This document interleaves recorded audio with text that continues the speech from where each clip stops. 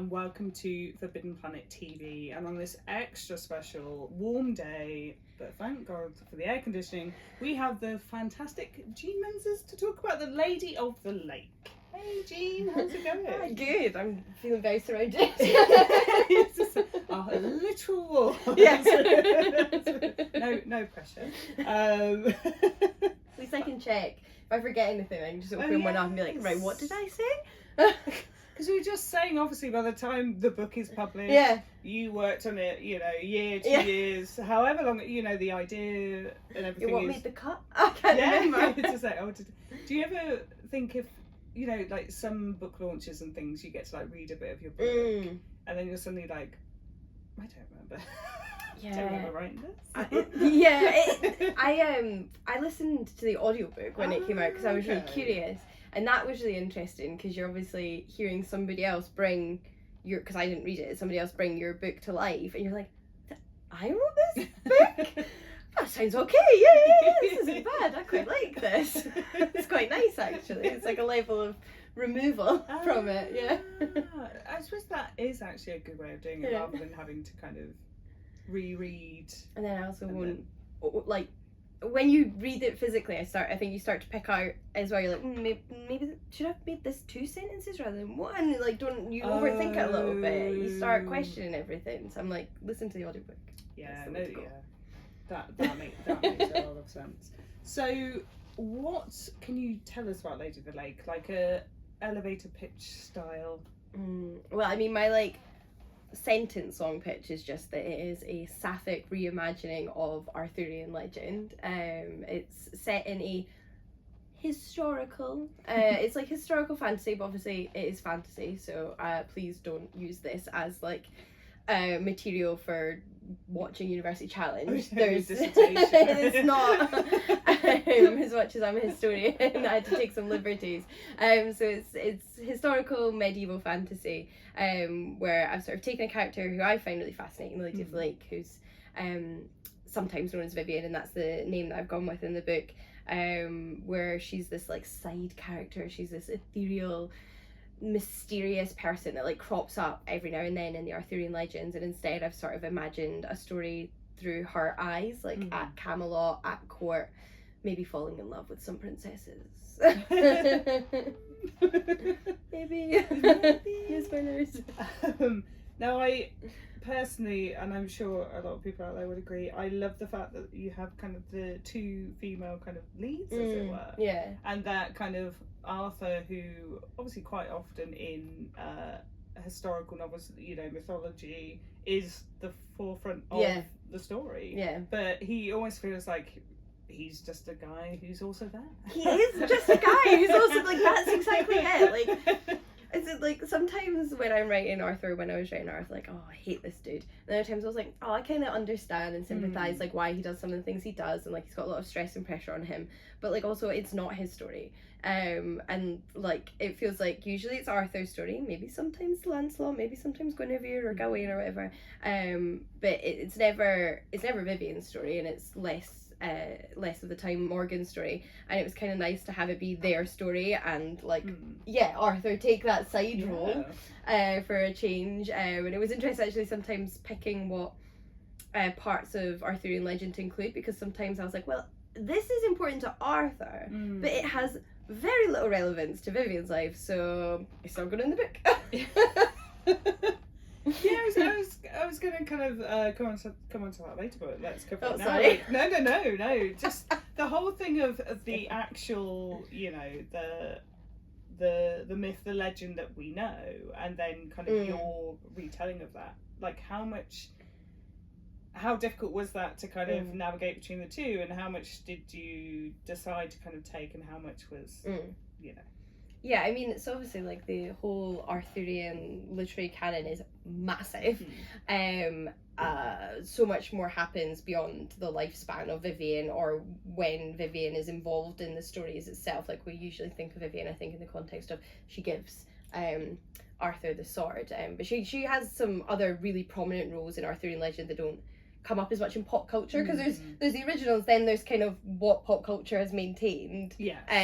So like I didn't necessarily know growing up watching Disney's Sword in the Stone is like some of the stuff that actually happens in the original medieval literature. And I've completely forgotten what I was talking about. It's just the heat. It's my poor little Scottish brain. It is the heat. It's travelling around. You've been doing a lot of shopping. So yeah, like there's stuff that's easy to not include, because you're like, irrelevant to Viviane, happened before or after her time in terms of the scale of the book. Then there's also the sort of like marrying things together, and like this is true of like all mythological traditions, where there's often stories that are really contradictory. Like in Thomas Malory, there's two Lady of the Lakes. There's a first Lady of the Lake who gets her head chopped off, and then another Lady of the Lake. And you're like, well, it can't be the same Lady of the Lake, because that other Lady of the Lake got her head chopped off, so these are not the same person.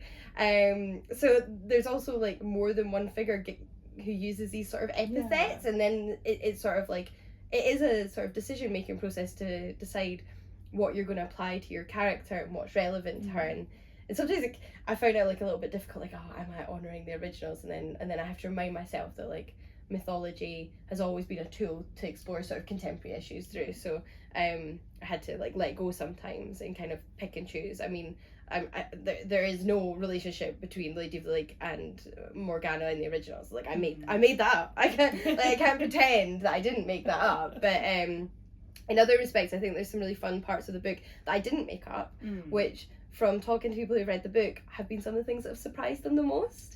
There's been like actions that characters like Arthur or Merlin or someone have taken, and people have been really surprised by them, and I'm like, no, that's just in the original. Nobody just talks about it. Like I didn't make that up. That happened.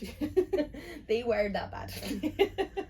I suppose we do kind of, you know, like you mentioned there about like Sword in the Stone, like we do get that Disney-fied, especially kind of growing up of, you know, like Arthur, and it's only maybe some of the like more modern kind of retellings and stuff. So I know like last year with Bright Sword, the Ned Grace one was phenomenal. Because it's just like, okay, what happens if you turned up and you've missed the war, you can't be a hero anymore, like everyone, you know, that's all been decided, and what are you kind of gonna do?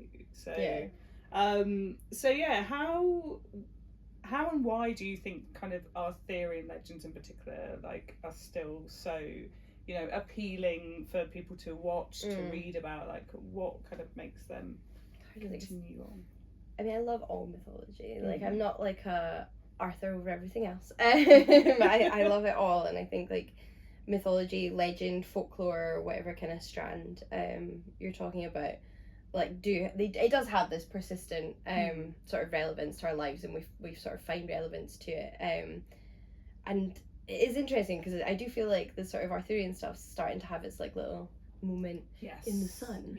Even though like things like BBC's Merlin were a few years ago, I've noticed people sort of lamenting sort of the days of BBC's Merlin on TikTok and stuff, like bring it back. So it does feel like there's a sort of resurgence of interest in it, and it is really hard to pinpoint those kind of things. I don't know if people are just starting to feel like, oh, okay, I've read all these myth retellings from other parts of the world, maybe it'd be interesting to learn about some mythology sort of more local, maybe some French mythology or some Scottish or Irish or Welsh mythology. It's really hard to know why anybody does anything. It's really hard to kind of pinpoint why does anyone do anything. I suppose like what I kind of found with the myth retellings, and definitely over the last kind of 2 to 3 years, is it's definitely telling the story of the lesser known, and quite often that means the women that who are kind of in you know, in the background, but we're doing these amazing pivotal things and moving things forward, but it just wasn't convenient necessarily to write about them before. So hopefully that's why and how it endures. I know I think it's next year that Sarah Larifi's got her Cleopatra retelling. Yes. Which I'm very excited about. You know, when certain like author gets put, you know, with I'm that doing story, this, you're like, and you're just like, yes. Yeah, I know what you mean.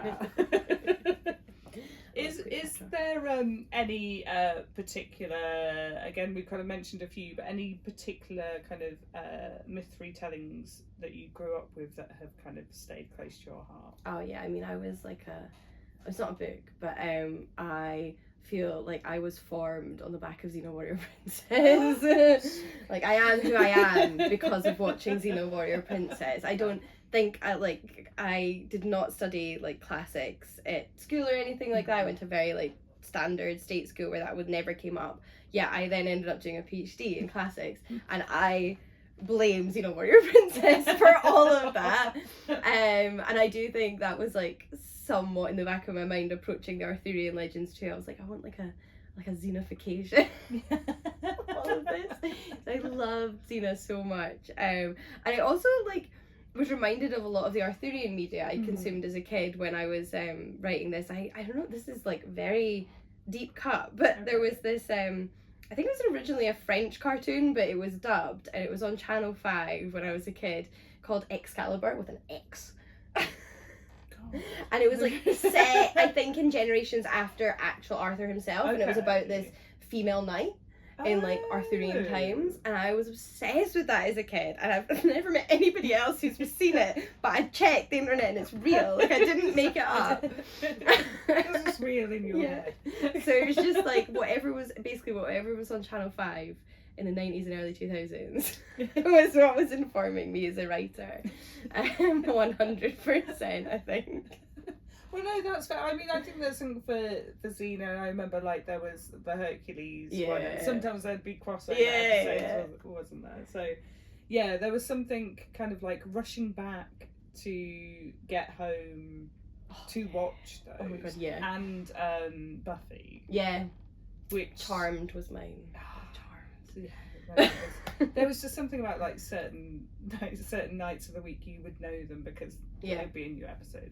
And you'd be like, oh, I need to get home because. And you'd be devastated if there was like a football match on that might have interfered with you watching that because there's only one TV in your house and like you can't pause anything. It's not like now where you could just pause and go out for the day and come back and then press play again. Yeah, it was dramatic. And it was kind of the bad trying to record things. And, Not great, but there was some absolutely great shows. Yeah, no, sorry, I just descended to Xena talk there. No, Xena was definitely up there. I was going to say not that long ago, but I think it was like well over 10 years ago. We did a party, and it must have been, maybe it was like the kind of Queen's Jubilee or something, and we all had to dress as someone royal, so I went as Xena. The warrior princess. But she's a princess. Yes. And everyone's just staring at me like... I thought it was an excellent choice. It's just like, what's wrong? But yeah, such a good show. It's a shame that there doesn't seem to be... There have been things like Rome that was more recent, and they kind of dabble every so often in mythology, like in TV shows and stuff, but maybe not as... Like, sort of Game of Thrones, but like maybe a bit more camp. Yes. Like that's what we need. Yeah, we need that having to return to TV. Fun kind of factor to it because obviously Game of Thrones was incredible, but not. But soul destroying. Yeah. Maybe that's just the way our TV. I know. There's not like there was something quite distinct about that kind of like 80s through to early 2000s. I feel like fantasy media. Yes. Which I do miss a little bit. Yeah, no, I don't know, maybe it wouldn't work now, but it would be fun. It's kind of escapism, like... I would quite like. Yeah, no. Time to bring it back. Yeah, bring it back, please. So, one of the characters who we obviously have to discuss, and this is definitely such an I'm so intrigued as to how you approached writing Merlin. Oh. Because you've written a Merlin... And that's kind of how I see Merlin. Like, I've always thought, like, someone's doing, like, magic in the, like, there's a chance they're more of the, meddling with stuff. So I did, like, specifically have to write, like, an apology note to BBC Merlin fans in the back of the book, which I love too, but, like, that Merlin is not my Merlin. Yes. It's so interesting because, again, like, I grew up Disney's Sword in the Stone. So I like had this vision of Merlin as this like kindly granddad. Yes. And then the more I read of the medieval literature, one of the things that Merlin seems to do more than anything else is to sort of trade magic for sexual favours from women, and he is incredibly manipulative, and he does get his comeuppance for that. But as a character, contrasting that with what I'd sort of grown up with, and then what I'd sort of fall in love with in BBC's Merlin, was quite uncomfortable. I was like, who is this man? And it kind of really motivated me to write that Merlin, to sort of return to the original Merlin, but specifically to explore what it might have been like to be a woman who was also a sorceress, who was who maybe looked up to Merlin a little bit, like maybe I did at one point, and who has this sort of like trust and abused by Merlin in the same way that lots of women have their trust abused in general, and obviously an experience that goes beyond sort of trading magic. It happens in the real world too, but to explore that kind of relationship where you're taken advantage of, and someone kind of breaks that trust with you.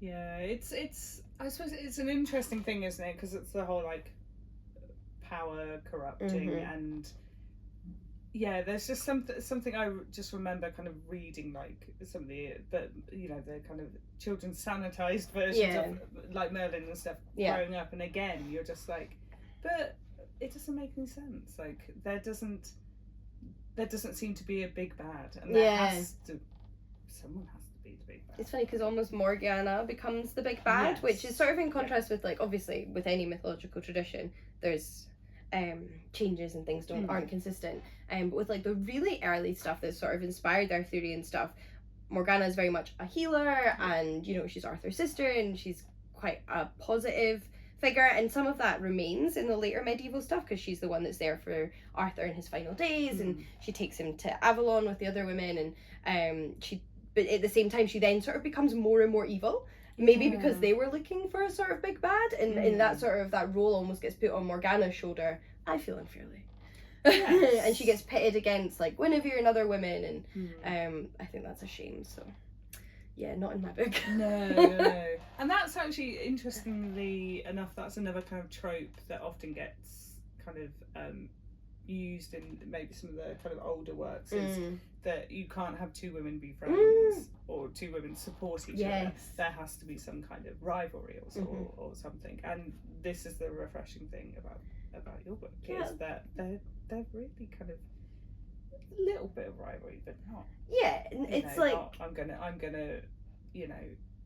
don't know, just try and trick you, or try and do something kind of nasty to get my way, kind of thing. For me, it felt like all of the tension between the three women, because Guinevere is there as well, that ever comes up is stuff that's caused externally by the roles they've been forced to fit in Camelot as princesses, and really at the heart of it they don't want to hate each other, and even maybe like someone like I didn't suddenly make Guinevere and Morgana best friends because that didn't feel in keeping with the originals, but like they can find a way to rub along together, whereas Viviane's able to find really good close friendships with both of them, when they're not sort of trying to be what the men want them to be. When they're just being themselves, they can actually really find this really positive relationship with one another. And I did feel like growing up, a lot of the fantasy books I read pitted women against each other, and there wasn't a lot of representation for positive female friendship, which couldn't be further from my experience. All of my closest friends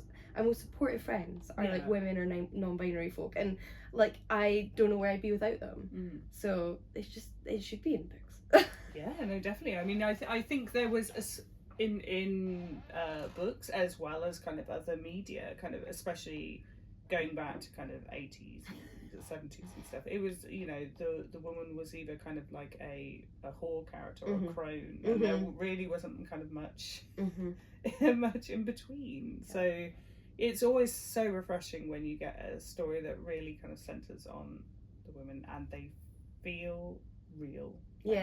So thank you for writing such beautiful characters.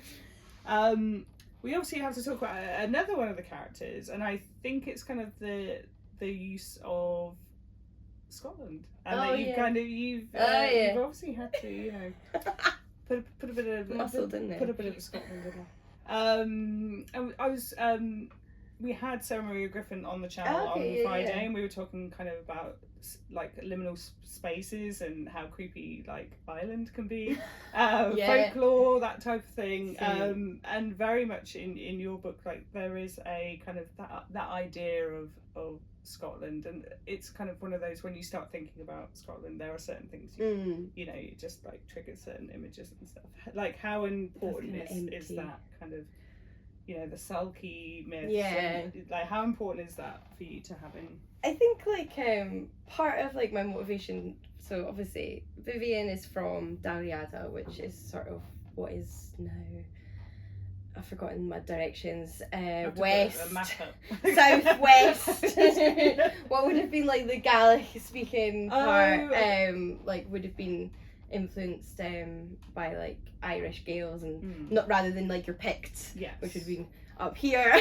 So anyway, so that's where she's from, and she comes down, and I think like in part of my like motivation was sort of reminding the reader, or even reminding myself, that like Arthurian legend is part of like a wider sort of Celtic lore, and Celtic lore is actually quite like expansive, you know, like it covers Britain, it covers Ireland, it also like bleeds into France, and even I think like Iberia and places like that, because it was just kind of what wasn't the Mediterranean in antiquity. So it was kind of nice. I also got to have Lancelot be from Armorica, so like it made sense to me. And then like the Selkie was just my favourite like piece of Scottish lore growing up as a kid. Like I was obsessed with Selkies, and when you tell me that there is this Lady of the Lake figure who is associated with water and the mysteries of the sea and the lake in Arthurian legend, and I'm thinking, well, she's not a mermaid, but like what other sort of watery mythological creature is there? And it just couldn't not make their connections to the Selkie world. Like it was like a little bit of sort of fan fulfillment, I guess, but like it was like, to me that just made so much sense. And like sort of Guinevere's from down, like I've forgotten what's down here. I've forgotten the geography of the whole world. She's from Camelot. I've forgotten what that is in the modern world. Okay. God. Oh my God. But if anyone wants to comment below. I do know. I'm just having a real. This is like when I remember once really struggling to remember what Asia Minor was called in university for ages. And it's Turkey. That's what's happening to me right now. Anyway, so I've had people come from different parts of all over the Celtic world in the book, but you know, Viviane was my character, so she had to be Scottish. Yes. Although it's before Scotland as a term exists, but like, what is now Scotland? Yes. Yeah. And there's definite some fun descriptions of kind of the underwater palace and stuff. Yeah. It was almost kind of giving me like Zelda vibes or something. You know, like you always get like played Zelda. You always get really like should. And like water levels, and they quite often they're like the hardest level, because you're having to combat, you know, water and stuff, and not being able to breathe and stuff like that. Is it like in Lara Croft when you like only have so much air when you're kind of, you know, ducking under and stuff? But there is something about being in this world but not of this world. Yeah. You kind of get like water. Have you read now I'm really like spacing Hollow something YA sort of horror book about like 3 girls that go missing. Yes. Crystals. Yes, Crystal Sutherland. Hollow Places? Maybe. Yes. I'm wondering if I'm confusing it with the T. Kingfisher title. That's also like that's but it was when you were talking about liminal places in Scotland. Yes. That was what I immediately thought of, because they're in Edinburgh when they like disappear into that otherworldly fairy realm. And I think that's also something I very much grew up on in Scotland, was like the idea of like you turn the wrong corner or you step in a fairy ring and oops, where are you going to end up kind of thing. Like that was the kind of lore that I grew up with. So I also really wanted to incorporate kind of like the sort of other world, which is alluded to a lot in Arthurian legend, but kind of make it quite tangibly connected to what I knew of sort of Scottish folklore as well. But yeah, I love that about that book, because I think it's like the little chapel they disappear at. I used to like play around there when I was a kid. Wow, okay. It's in Hollywood Park. Oh wow, okay. No, there is. I mean, that book was incredible. Oh, so good. So good. And I just love because they're three very different women. But obviously this thing brings them all together. Yeah. But yeah, and the kind of the idea of the witchcraft and the like generations. Oh yeah, that's very very good book. Very good book. And so coming towards the end of our interview today, so we always like to find out, obviously, first of all, what you're working on next. If there's any like little hints and tips you can. Well, I know. So I'm like very much in the throes of non-fiction at the minute. So unrelated to this book, but I'm writing an adult non-fiction book, which I don't think I think I'm allowed to announce it soon. But I can say it's an ancient history book, and it's about women in antiquity, and it's I don't know, like I'm waiting for the cover to do like the proper reveal, but there is an ancient history fiction book, but I do have my next novel in my head. And my plan is actually to pitch. I've been writing it, and my plan is to pitch it to my editor in the next few weeks. So fingers crossed. But I really want to write a retelling of one of my favourite Scottish folktales, like more specifically a Scottish folktale. Which I don't know if I should. It's a retelling of Tamlin. Oh, okay. No. So I've been working on this retelling of a Scottish folktale, which I'm obsessed with, which is very much like a fairy tale where in the original the woman saves the day and saves her lover rather than the other way around. So I'm hoping Ruth. I think it'd be a great book.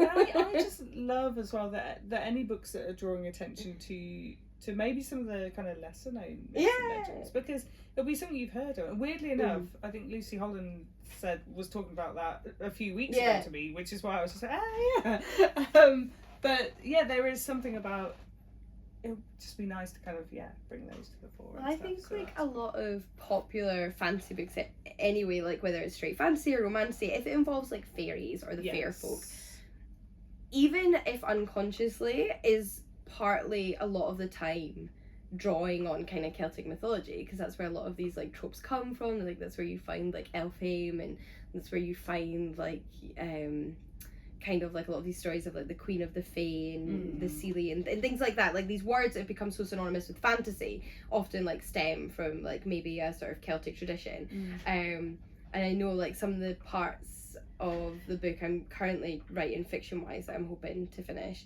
is I'm like, well, these tropes aren't like made up by modern fantasy authors. They kind of exist in the original stuff, and it'd be nice to kind of call attention to kind of how this character or this fairy world or this other thing that people are familiar with through fantasy actually kind of has its roots in these original folklore stories. And then also, even if you don't know the folktale that I'm retelling, there's something familiar about it, I think, still, just because of all of the fantasy we've just consumed. So yeah, I'm kind of desperate to do that next. Oh, well, that does sound incredible. That does sound very good. And what are you currently reading, watching, and if you game, what are you playing? Oh, okay. Right. So I just finished a really good book that I think you'd like if you haven't read, called Feeding the Monster.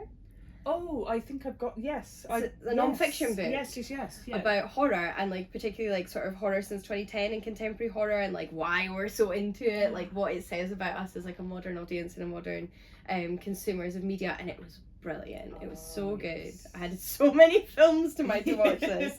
I listened to the audiobook and it was just absolutely fantastic. I really, really enjoyed that. I've been on a bit of a non-fiction kick. I feel like we're talking about novels, but like I've just been reading a lot of non-fiction recently. I also read Laura Bates' The New Age of Sexism, which was deeply upsetting, but like important. And I think everybody should read it, because I think like a lot of this tech stuff and the way it's been like kind of the embedded misogyny in it has gotten a lot further than a lot of us might even realise.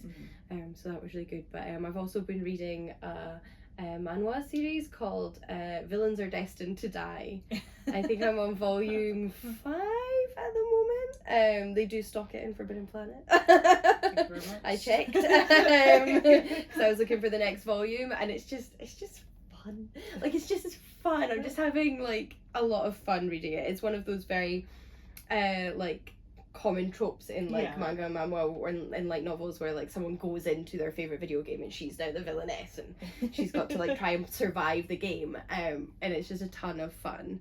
And then I've also been on a horror movie watching binge. Yes. Tell us all what you've been well, I just watched, actually last night, really randomly watched Urban Legends, the like 90s film. Oh yes. Very like Scream, very I Know What You Did Last Summer. Yes. If you like those kind of things, it was just really good fun. Just 90s slasher, very traditional.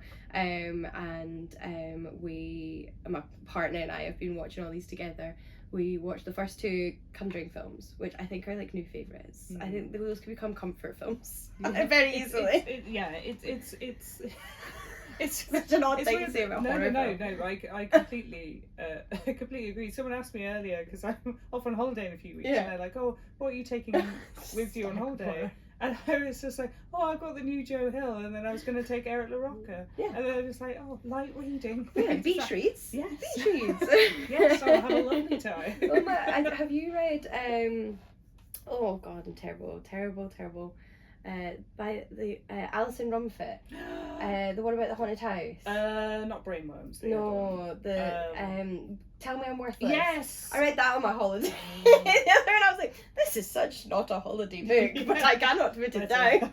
Having a great time. One of the most disturbing books I read, but brilliant. So I'm very excited to watch Conjuring 3. That's the next on the list. I'm waiting. The DVD is in our house as soon as we're back in Edinburgh. That is on the TV. We're watching the Conjuring 3. Ready for the Conjuring 4 to come out. Yes. Caught up just in time. There you go. And then we did also watch the Batman, the Robert Pattinson one, which, as far as I'm concerned, was filmed in real time because it's so long. It's very long. 3 hours long. How many times must they play the same refrains from that Nirvana song? There was, I did he was peak emo with his hair and his black makeup. I was like every boy I ever fancied in school. It was a really good film, but I feel like some of the shots could have been maybe a bit shorter. I don't think I've got a 3-hour attention span for films. Yeah, I need to get up and move about. It's there's only maybe Lord of the Rings and some of those kind of epic things. Even I love Lord of the Rings, but I can't my best friend is always wanting to do a watch through of all 3, and I'm like, only if I can have breaks. And she's like, no, you can't have breaks. I was like, I can't do it then. Yeah. I don't have the capacity to sit for that long and just focus on something I'll read for half an hour, then I'll play a game for half an hour. Yes, something else is terrible. That's probably really I'd say something terrible about me, but anyway, that's and then what have I been playing games wise? I've actually not been playing a ton of video games recently, but we are slowly working our way through I'm so bad with titles of things. It's been very warm today, guys. It's It Wakes the Deep or something. Still Wakes the Deep. Still Wakes the Deep, which is set in Scotland. Yes. And it's almost like a storytelling video game where you are this sort of Cthulhuid monster has wrecked this oil rig in the late 70s, early 80s in Scotland, and it feels like I'm watching a film, to be honest. Yes, yeah. Well, I have played a bit of that. I think I liked the idea of it, but the main character was really getting on my nerves because he wasn't very likable. No, I'm just God, if I want to save this guy, he's just a guy. Yeah, he's just a very normal guy. At least he doesn't like the racist guy though. So he seems politically on the right side of things in the 70s and 80s. I think there's just a conversation I think he has about his wife at one point. I might have missed just we're not super far into it. We're slowly playing through it. The ship has been attacked, but that's about it. Okay. That's about as far as I've got in the game. No, it was for the kind of indie game scene. Yeah. For the smaller studios, I'm playing a Claire Obscura Expedition 33 at the moment, and it's a small French studio who have made like a Final Fantasy-esque epic Ooh, cool. RPG. Yeah. It's beautiful music. It's just looks stunning. And it's kind of turn-based, but also quick time as well. So you have to dodge and parry at certain points. So it kind of gives you almost a little bit of Soulsborne-esque to it as well. Yeah. But it's so beautiful, and you just think the fact that such a small studio did this amazing is incredible. Meanwhile, like I have been playing The Sims because I'm always playing The Sims. But meanwhile, like it's just your big studios are just giving you the same thing, like slightly different every single day. Yeah, no, it's definitely the smaller studios. There's a couple of games like Chained Echoes, Sea of Stars, and stuff I played last year, which was some of the best games I played last year. Do I do really want to play that we've been meaning to pick up for ages, and I just need to take the plunge? Is the new game by the people who created It Takes Two? Yes, Split Fiction. Split Fiction. Yeah, I really loved It Takes Two. Yeah. I like mainly, for the PlayStation and stuff like that, I mainly just play with my partner. Yeah. So like it needs to be something we can either enjoy together or like can play together, literally. Yes. Yeah, that makes sense. It's a kind of game you're either gonna love each other or hate each other at the end of a chapter. Because you'll be like, just jump, God. It was that absolute stereotype as well of like, I'm like, I keep missing it when I jump, and Chris is just, his character is just standing there on the other side waiting for me to get across. I have not played a video game since Tony Hawk's in 2005. I was like, I don't know what I'm doing. It was tough. I'm not good at I play a ton of like JRPGs and stuff, but I'm not good at like QTE, like get the thing on the dot kind of thing. Favourite game is Cult of the Lamb, because apparently everything besides my book in my life is horror. It's like horror games, horror films. You should really think about it. I would love to write a horror book. I've got this whole, I have a million books on my computer, that you've like half written. I've got this like modern ghost story set in St. Andrews, like contemporary St. Andrews, that I really want to write. Anyway, that's a whole other thing. But Cult of the Lamb is like hands down my favourite game. I want more Cult of the Lamb type games. Yes. That's what I want. Yeah, there's some kind of cute and horrific. Yeah, that cute and creepy. Like those are the two things I like in a personal game that I'm going to play on my Switch. Cute and creepy. Those are the things I look for. And things like Hades and stuff, which kind of Hades. And I want Hades 2 so much. Yeah, it's Sorry, it sounds like I'm a smoker's cough. I'm not a smoker. I'm just so passionate about Hades. And interestingly enough, what you said before as well about so you watched Urban Legend.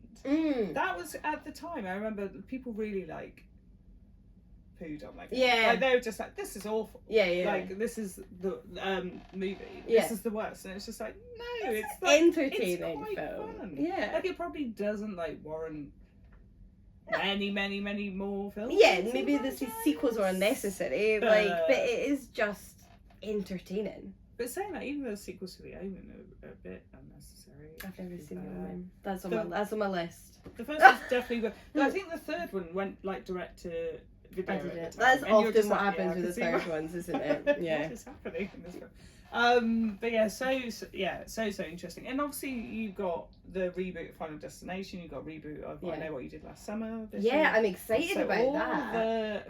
And Sarah Michelle Gellar's in the new one. Oh my god. I know. I'm a bit question mark next to that one because I'm not sure if they're just rebooting. It's just the same story, just with a different group of characters. I'm not sure what it's bringing new. But what I did enjoy about Final Destination was they came up with quite a clever hook as to why there's. Okay, so Okay. So yeah, it depends what the hook is. Okay, I haven't seen Final Destination. But you definitely. It was very good. Yeah. It was very good. But yeah, it does make you a bit nervous about driving anywhere after. Okay, well, so I don't drive. Yeah. Or indeed, like leaving the house at all. Oh, right. Or being in your house. Yeah, being in your house. Yeah, or your garden. Just existing. Yeah, it's kind of like kind of terrifying. But yeah, okay. But thank you, Jean, so much for joining us today. Thank you for having me. This has been really, really fun. And the book's incredible. So anyone out there wants to grab a signed copy, we'll have signed stock available on our website very soon and also in all 10 of our stores. So you can grab a copy at your local Forbidden Planet. But yes, we will see you next time. Thank you. Bye. If you're enjoying watching Forbidden Planet TV and you're enjoying watching us talk to the world's most interesting and accomplished filmmakers, authors, artists, musicians, creators, subscribe right here. See you soon.